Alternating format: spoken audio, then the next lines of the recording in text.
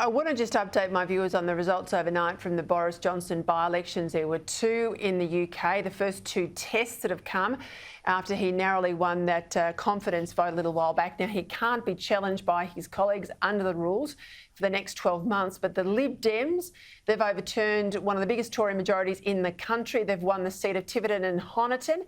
It's the first time in history that seat has left Tory hands.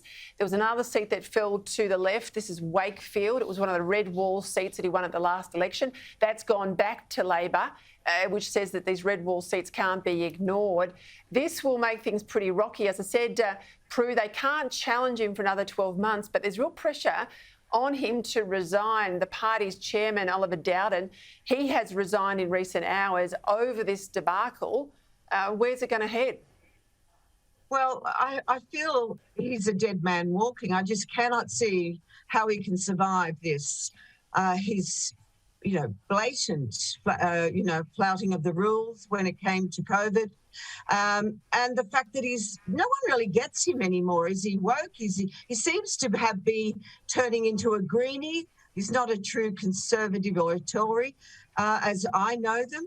The man just looks like how his hairdo is, like a dog's breakfast. He's acting like that. And I just think this is the rise of the disgruntled Tories, the disgruntled and disenfranchised people who just, around the world, the Conservatives are no longer conservative, and that's the problem.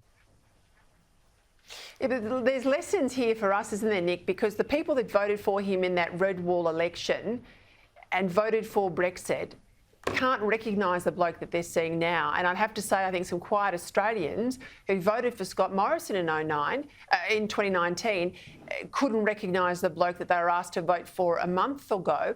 This is a very salient lesson for the centre-right around the world, isn't it?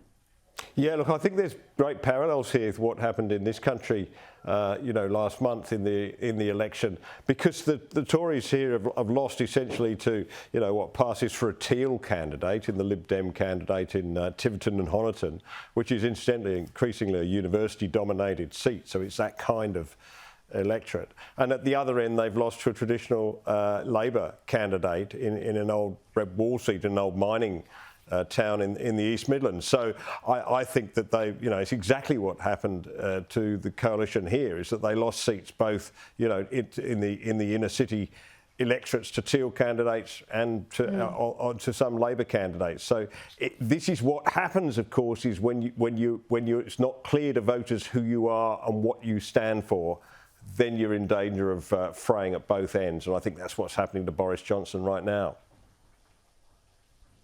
So, this is where the work of your Menzies Research Centre is going to be incredibly important to the coalition to get them back on track. Thank you both for your time. Commentator Prue MacSween, have a great weekend.